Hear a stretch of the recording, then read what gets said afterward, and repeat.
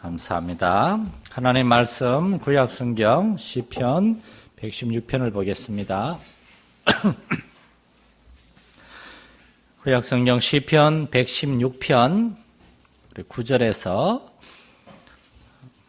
19절 마지막 절까지 한 절씩 교독하겠습니다. 시편 119편 9절에서 19절까지입니다. 내가 생명이 있는 땅에서 여호와 앞에 행하리로다.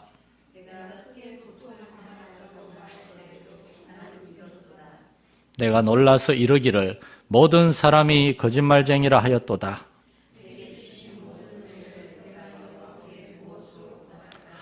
내가 구원의 잔을 들고 여호와의 이름을 부르며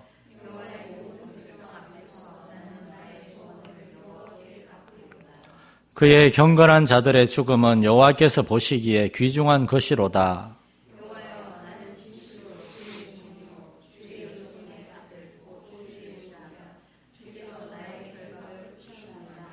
내가 주께 감사제를 드리고 여호와 이름을 부르리이다.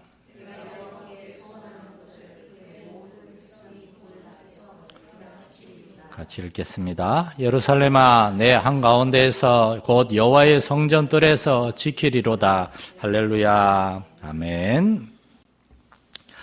시편 116편을 오늘 두 번째로 보는데, 제가 전에 말씀드렸지만 저의 수요일날 시편을 쭉 강의하는 목적은 구절구절 다 이렇게 꼼꼼히 살펴봄으로 여러분으로 하여금 시편에 정이 떨어지게 만드는 것이 아니라, 그 시편 말씀 중에서 정말이지 저 개인적으로 이렇게 가슴에 와닿는 말씀들, 또한 시편에 관계된 여러 가지 제 설교집이나 주석들을 보면서 특별히 이 부분이 저한테는 별로 와닿지 않는데 다른 목사님이나 학자들에게는 어떤 도전과 은혜를 줬을까 보다 보면 그분들이 은혜 받은 부분들이 있어요. 그걸 제가 같이 읽으면서 보다 보면 이래서 이분들이 은혜를 받았구나. 그래서 어떤 특별한 그렇게 은혜가 되고 도전이 되고 우리에게 깊은 어떤 깨달음이 되는 그러한 말씀들을 중심으로 이렇게 최대한 쉽게 설교를 하려고 하고 있습니다.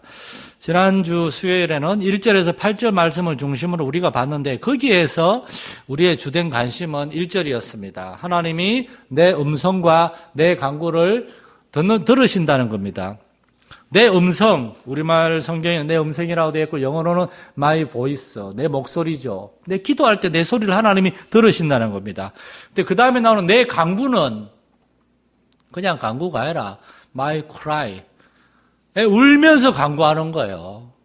그냥 기도할 때도 있죠. 근데 어떨 때는 너무 답답하고 괴롭고 힘들어서 막 울고 싶을 때 정말 기도가 안 되고 우리의 마음이 그냥 무너진 것처럼 너무 답답하고 힘들어서 정말 하나님 앞에 그냥 울면서 엎드릴 때도 있습니다. 하나님은 우리에게 우리가 우는 것도 다 보신다는 겁니다. 마치 부모님이 자녀를 지켜보고 있듯이 하나님도 우리를 지켜보시면서 우리가 너무 힘들어가지고 기도도 못하고 그냥 하나님 앞에서 울고 있을 때 이제 에스라서에 보면은 에스라 선지자가 포로 생활에 돌아와서 이스라엘 백성들이 먼저 갔어요. 그리고 예루살렘과 이렇게 성전도 재건했다 그러고 잘 살고 있다고 들었는데 가보니까 성전은 지어놨는데 예배가 다시 회복되지도 않고 아주 난리가 그냥 근처 이방인들이 들어와서 예루살렘 성전 안을 그냥 더럽히고 있고 에스라 선지자가 16년 동안 열심히 설교하고 사람들 가르치고 했는데 16년이 지나도 아무런 변화가 없으니까 유대 종교 지도자들이 막 이방인 아내로 맞이하고 그렇게 불경을 하고 부도덕한 삶을 살고 있다는 얘기를 들으니까 에스라 선지자가 성전 앞에 문에 엎드려 가지고 그냥 펑펑 울었다 그러잖아요. 눈물이 막 수염으로 흘러내리고 하나님 앞에 내가 성경 정확한 구절이 기억이 안 나는데 하나님 앞에서 기가 차가지고 그냥 울고만 있었다 그럽니다. 그걸 보고 사람들이 하나둘 모여가지고 선지자가 그러고 있으니까 엎드려가지고 회개하고 기도. 그러니까 에스라 일어나서 회개합시다. 그리고 그때 하나님이 느헤미야라고 하는 목회자는 아니지만은 그러나 예루살렘 새로운 총독으로 느헤미야를 보내줘가지고 느헤미야는 에스라가 온 뒤에 16년이 지난 뒤에 왔거든요. 같이 일을 시작해가지고 예루살렘 성벽을 재건하고 그렇게 되잖아요. 때로 우리는 정말 이제 스월의 고통과 같이 정말 이제 사망 바로 옆에 정말 죽을 것 같다. 예수 믿는 사람들도 그런 얘기를 할 때가 있답니다. 차라리 죽었으면 좋겠다. 하나님이 날 데리고 갔으면 좋겠다. 욥도 그랬잖아요. 엘리야도 그랬고. 그 정도로 괴로울 때는 기도가 안 돼요. 그런데도 분명한 것은 하나님은 그러한 우리를 지켜보고 있다는 겁니다. 많은 예수 믿는 사람들이 그런 질문을 합니다. 하나님, 내가 정말 힘들 때 하나님은 어디에 계셨습니까? 왜 나에게 이런 시련을 주시는 것입니까? 따지고 불평하고 원망할 수도 있고, 그러면서 하나님의 은혜를 받지 못하고 회복되지 못하고 계속 그렇게 침체된 가운데 오래 있다 보면은 우리의 마음은 길가밭처럼 딱딱하고 굳어져서 교회는 다니는데 하나님께 대한 아무런 기대감도 없고 교회에 대한 기대감도 없고 은혜와 사랑 그냥 어떤 체험도 없이 무감각한 교회 생활을 하게 될 수도 있어요. 저는 요즘 제가 이 부분을 많이 강조하는데 마음, 정서, 기독교 신앙에는 반드시 정서가 개입되어야 된다는 겁니다. 정서, 우리의 마음과 우리의 어떤 감정, 뭔가 우리의 마음이 감동을 받고 느끼는 게 있어야 돼요.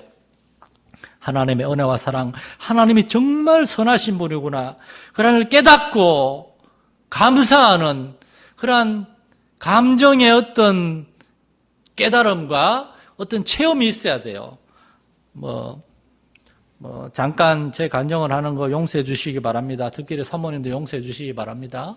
여러분이 어렴풋이 알고 있는 제 큰동생이 이제 한 3주쯤 전에 많이 아팠습니다, 사실.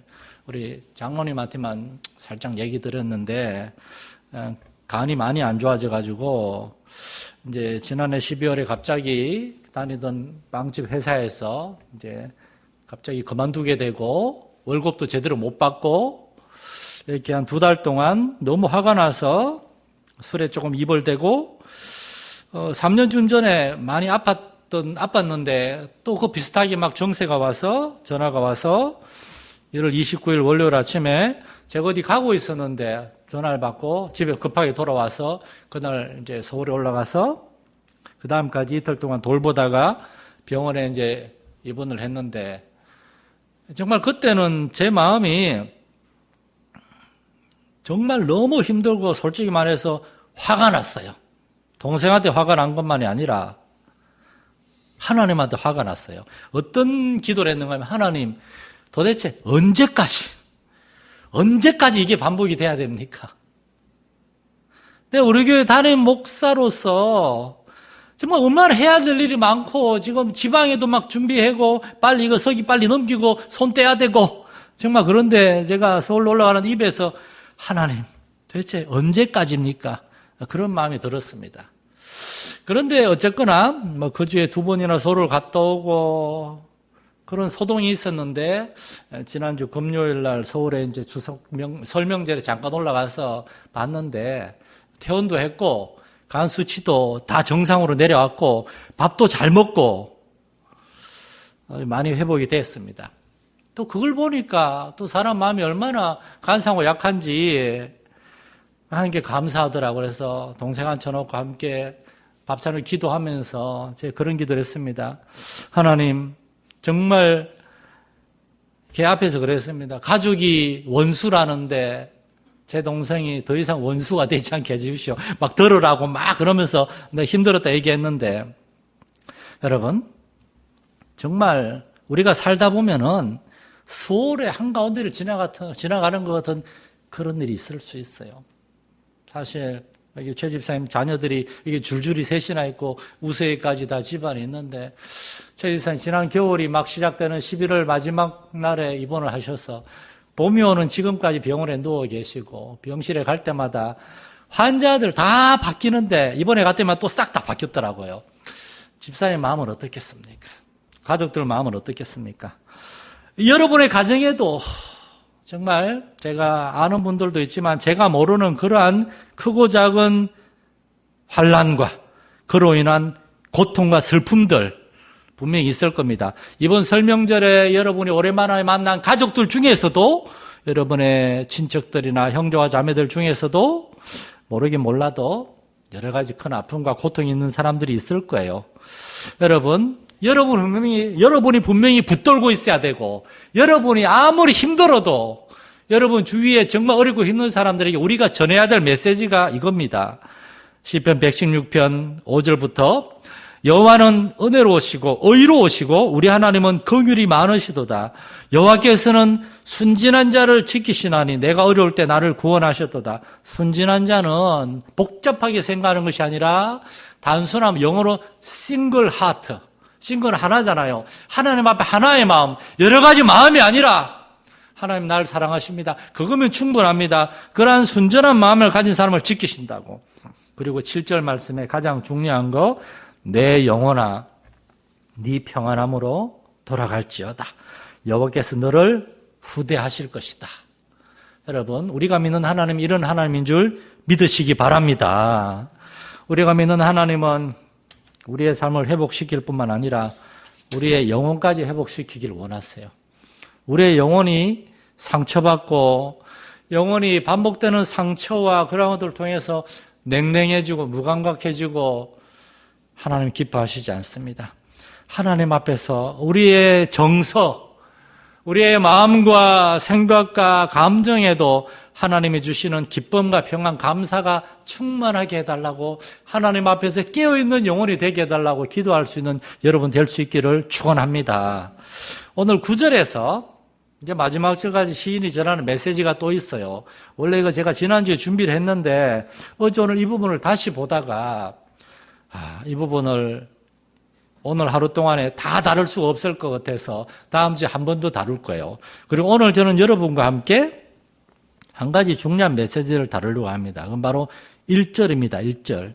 왜냐하면은 1절에서 8절 사이의 메시지, 정말 하나님은 우리의 그 기도와 우리의 우는 통곡까지도 다 하시고 우리의 삶 속에 역사하셔서 우리가 할 수 없는 일들을 해결하시고 우리의 영혼을 편하게 해주시는 이러한 하나님이신데, 이러한 하나님이라는 걸 우리가 알게 되었다면은 시편 116편 9절 밑으로부터의 주제는 그겁니다.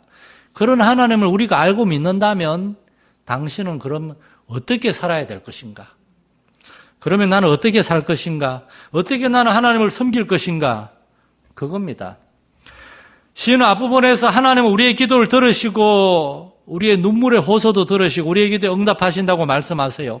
그렇다면 우리는 우리 자신에게 질문을 던져야 됩니다. 내가 이러한 하나님을 믿는 사람으로서 나는 나를 도우시고 건져주는 하나님 앞에서 어떻게 살아야 되는가? 이게 당연한 질문이고 우리는 그 질문에 대답을 찾으려고 해야 돼요.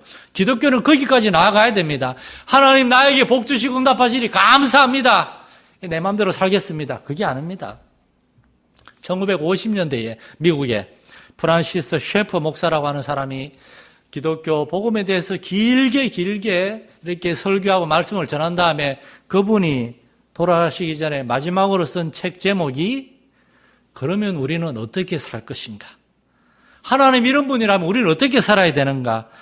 우리는 언제나 우리의 삶에 대해서 생각하고 결단하고 반응을 해야 된다는 겁니다. 9절에서 19절 사이에 이 시인은 굉장히 많은 얘기를 하고 있어요. 그 중에 특별히 저는 오늘 이제 수요일 날 설교는 웬만하면 20분, 25분을 넘지 않으려고 작정을 했기 때문에 오늘 저는 1절 말씀을 여러분한테 조금 충분히 소개해 드리고 싶습니다. 1절 말씀이 아니고 9절 말씀. 9절에서 19절 뒷부분에 있는 첫 번째 구절인 9절 말씀. 내가 생명이 있는 땅에서 여호와 앞에 행하리로다. 단순한 말씀 같아요. 그런데 이 9절 말씀이 사실은 그 뒤에 전체 말씀의 요약이고 결론입니다. 이 9절 말씀 한 절은 우리에게 두 가지 중요한 진리를 말해줍니다. 첫 번째는 우리의 삶이란 하나님이 주신 생명을 가지고 살아가는 삶이라는 겁니다. 생명이란 단어. 생명을 지닌 존재. 이 구절을 이제 개역 한글판에서는 내가 생존 세계에서 이렇게라고 번역을 했어요. 얼마나 딱딱합니까? 생존 세계에서. 그런데 이것을 개역 개정판에서는 너무나 부드럽게 원어를 그대로 살려서 내가 생명을 가지고 이 땅에서 하나님 앞에 행하기 위해서 이렇게 번역을 했어요. 생명을 가지고. 이 코로나19 이후에 많은 사람들이 죽음에 대해서 진지하게 생각했다 그럽니다. 며칠 만에 사랑하는 가족이나 친구들을 코로나로 잃은 겁니다.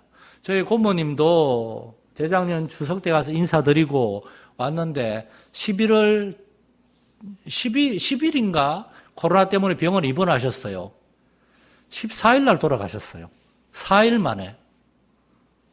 8일, 9일까지 우리 고모부하고 얘기하고 그랬는데 10일 날 입원해서 중증이라고 저기 김천에서 한참 떨어진 영주에 있는 병원으로 옮긴다 그래서 그럼 면회 가기 힘든데 가가지고 위독하다 그래서 가가지고 유리창 밖에서 보고 있는데 돌아가셨어요.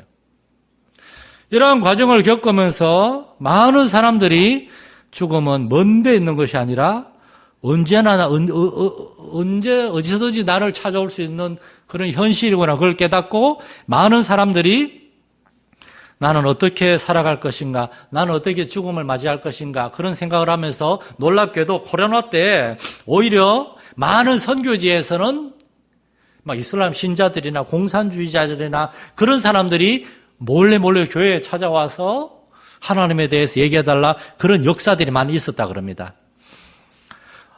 오늘날 많은 사람들이 여전히 삶과 죽음에 대해서 생명을 가지고 살아있다는 것에 대해서 깊이 생각하지 않고 하루하루 살아가는 사람들이 많이 있습니다. 이번 설명절에 여러분이 만난 친척들 중에도 예수를 안 믿는 사람들이나 예수를 믿어도 말로는 예수 믿는다 그러는데 도대체 삶 속에 예수를 믿는 증거가 전혀 보이지 않는 그러한 분들을 여러분이 봤을 수도 있을 것입니다. 제가 지난주에 주일날 설교를 가족의 재발견이라는 주제로 설교하면서 가족에 대해서 우리가 태어날 때부터 육신의 가족들이 있습니다. 그리고 나중에 하나님 안에서 갖게 된 믿음의 가족들이 있습니다. 이 가족이란 서로를 뜨겁게 사랑하고 서로에 대해서 언제나 고마워하고 그게 가족이라고 그랬는데 가족 같지 않을 때가 있습니다.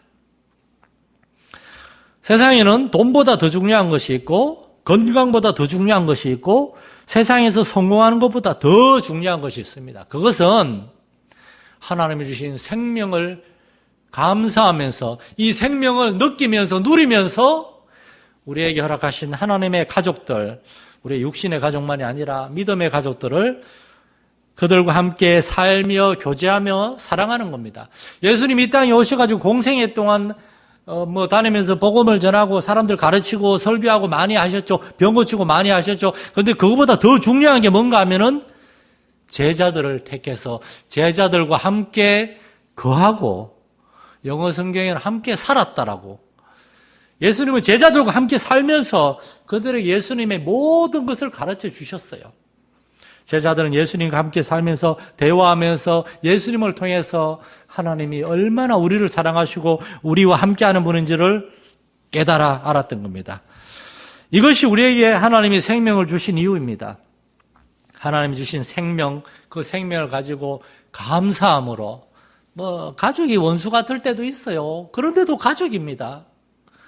교회 성도들 중에서도 우리 각 기관 중에서도 정말 열심히 주일을 하고 예배 열심히 드리고 열심히 다른 사람 돌아보고 살피는가야 그런 사람들이 있는가 하면은 여러 가지 사정이 있어서 이렇게 삐딱하게 나가는 사람이 있을 수도 있어요. 자 모이자 그래도 이 핑계 저 핑계 대고 안 모이고 그런 사람이 있을 수도 있어요. 그렇다고 우리가 그 사람 빼고 우리끼리 모이자 그럴 수는 없잖아요. 기독교는 100마리 양 중에 한 마리 가지고 도망가면은 가라야 우리끼리 99마리 새끼 많이 나오면 또 되지 이게 아닙니다. 우리가 기다려주세요. 한 마리 찾으러 가는 게 기독교입니다. 그게 가족이고 성 어거스틴이라고 아우구스티누스라고 알려져 있죠. 그분이 그 고백록이라고 하나님에 대한 자신의 믿음을 고백하는 책을 썼는데 거기에 굉장히 여러 번 반복되는 표현이 있어요. 그 표현이 뭔가 하면 이런 겁니다. 오 하나님, 당신을 예배함으로 저는 기쁨이 뭔지를 알게 되었습니다. 왜냐하면 당신이 나를 창조하셨고 당신이 내 안에 거하시기 때문에 나는 참으로 안식하고 참으로 기쁨을 누릴 수 있게 되었습니다. 당신을 만나기 전에는 참된 기쁨과 안식이 없었습니다. 여러분, 이 구절을 최근에 읽었던 팀 켈러 목사님의 기독교 세속주의에 답하다 그 책에서 정말 중요하게 다루고 있더라고요. 이것이 기독교라는 거예요. 뉴욕, 아이라, 서울이나 우리 주변에 정말 정신없이, 죄송한 표현이 미친 것처럼 돈 벌려고 정신없이 살아가는 사람들, 그들의 안에는 구멍이 이만큼 있다는 거예요. 그렇게 즐거움을 추구하는데 아무것도 남는 게 없어요. 죽으라고 즐거움을 추구하는데 진짜 기쁨은 없는 거예요. 왜냐?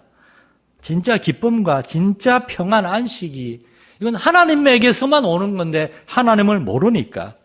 여러분, 우리의 생명은 하나님이 주신 것입니다.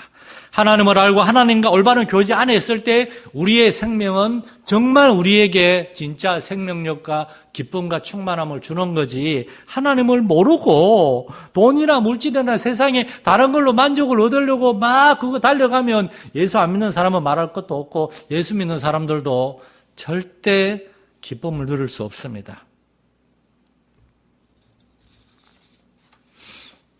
우리는 하나님 주신 생명을 가지고 살아가기 때문에 우리의 삶 속에서 균형을 잡아야 돼요. 우리가 혹시나 너무나 정신없이 달려가고 있지는 않는가? 하나님은 엘리야에게 말씀하신 것처럼 잠깐만 스탑, 엘리야야, 저기 광야에 가서 나를 만나라. 광야 어딘데요? 하나님이 호렙이다. 그까지 가는데 40일이나 걸리는데요. 저녁에 할 일이 많은데요. 스탑하고 나의 삶 속에서 정말 하나님의 생명을 내가 누리고 있는가? 그리고 하나님이 허락하신 가장 소중한 가족들, 믿음의 지체들, 내가 그들을 사랑하고 돌보고 섬기고 있는가? 아니면 나밖에 모르고 정신없이 달려가고 있는가? 우리 자신을 점검해야 되겠다는 겁니다. 두 번째로 이 시인은 말합니다. 우리는 인간의 삶이란 하나님 앞에서 행하는 삶, 하나님 앞에서 걸어가는 삶.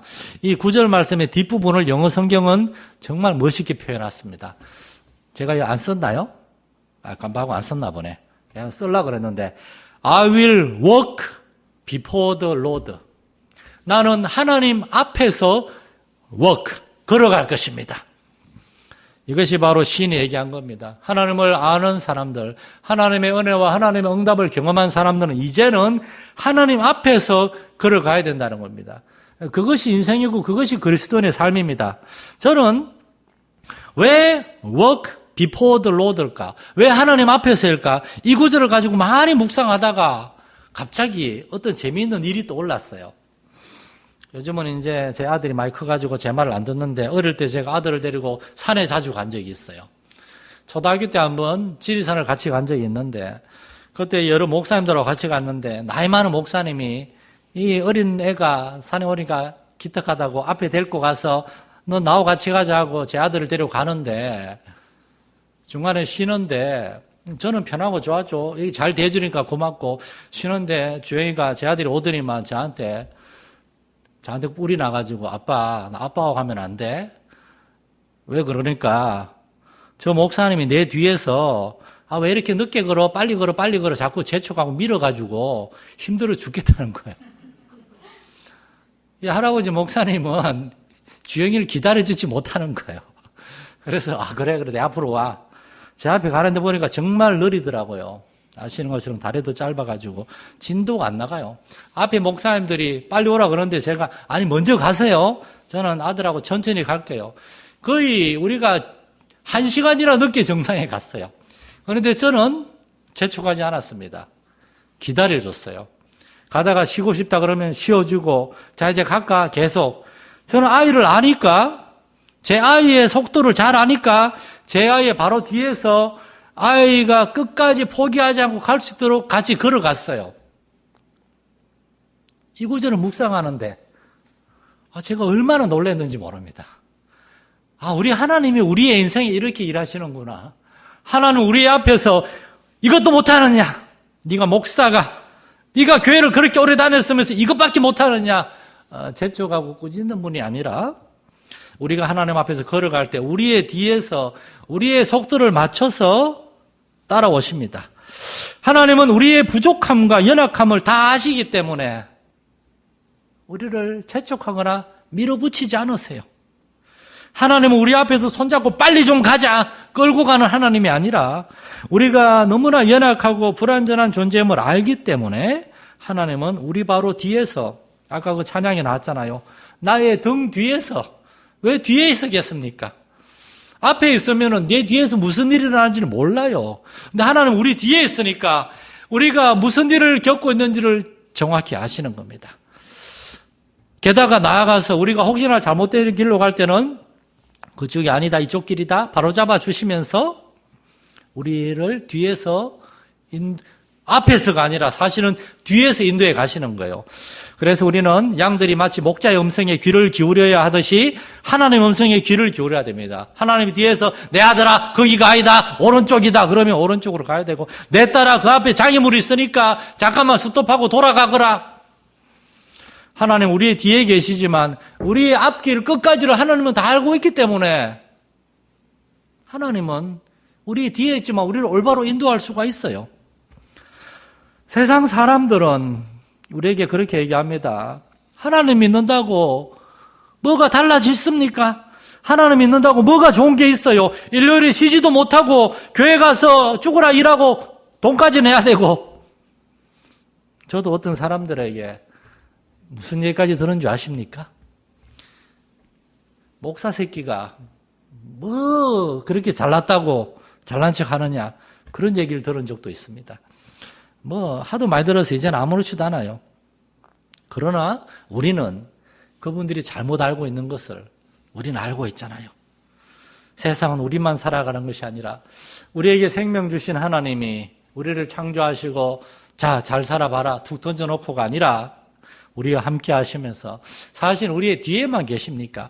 우리 앞에서 이미 우리의 걸어갈 길을 다 알고 예비하고 계시고 하나님이 우리를 인도하셔서 우리는 그래서 세상 사람들의 이야기가 아니라 하나님의 말씀에 귀를 기울임으로 시인처럼 이 시편 저자처럼 나는 하나님 앞에서 살기를 원합니다. 왜냐? 나는 하나님이 주신 생명을 가지고 살아가기 때문입니다. 여러분, 하나님 앞에서 생명력을 회복하게 해달라고 하나님으로 인한 충만한 기쁨과 감사를 회복함으로 나에게 뭐라 그러는 사람들 때문에 내가 주눅들고 지치는 것이 아니라 오히려 그들에게 아닙니다. 하나님은 그런 분이 아닙니다. 나는 그 하나님이 얼마나 귀한 분인지를 나는 경험했습니다. 우리가 경험한 하나님에 대해서 간증할 수 있는 저와 여러분 될 수 있기를 간절히 축원합니다. 하나님 아버지, 시인도 어려움을 많이 겪었을 것입니다. 그러나 시인은 하나님을 경험했습니다. 하나님이 어떠한 분이신지를 알았습니다. 먼데 계신 하나님이 아니라 우리가 하나님 앞에 걸어가고 있을 때 우리의 뒤에서 우리를 밀어주시고 우리를 붙들어주시고 우리의 삶을 인도해 주시는 하나님이심을 고백합니다. 우리 마산연령교회 성도들 한 사람 이러한 하나님을 믿고 경험하고 하나님 안에 있는 참된 생명과 그 기쁨을 누리는 삶이 있게 하여 주시옵소서. 전하는 삶이 있게 하여 주옵소서. 우리 주 예수님 이름으로 기도드립니다. 아멘. 하늘에 계신 우리 아버지의 이름을 거룩하게 하시며 아버지의 나라가 오게 하시며 아버지의 뜻이 하늘에서와 같이 땅에서도 이루어지게 하소서. 오늘 우리에게 일용할 양식을 주시고 우리가 우리에게 잘못한 사람을 용서하여 준 것 같이 우리 죄를 용서하여 주시고 우리를 시험에 빠지지 않게 하시고 악에서 구하소서. 나라와 권능과 영광이 영원의 아버지의 것입니다. 아멘.